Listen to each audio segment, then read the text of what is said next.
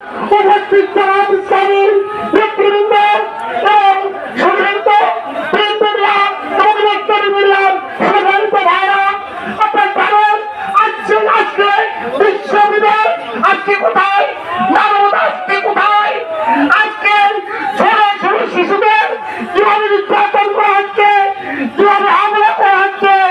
আপনারা দেখেছেন যে মিসাইলের হাতে এমন ভাবে স্ফোরিত হয়েছে, শিশুগুলো মানুষের দেহ পড়া আকাশে উড়িয়ে যাচ্ছে। আজকে এই তাই আজকে জাতিসংঘ আজকে দিবস, পৃথিবী আজকে দিবস, তাই সারা বিশ্বের মুসলমানদেরকে আমাদের জাগ্রত হতে হবে।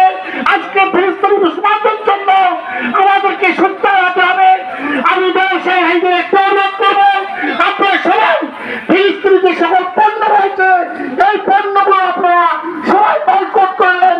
ফিলিস্তিনি কোনো পণ্য আপনারা বিক্রি করবেন না, ইসরায়েলের কোনো পণ্য আপনারা কিনবেন না এবং ইসরায়েলের কোনো পণ্য আপনারা বিক্রি করবেন না।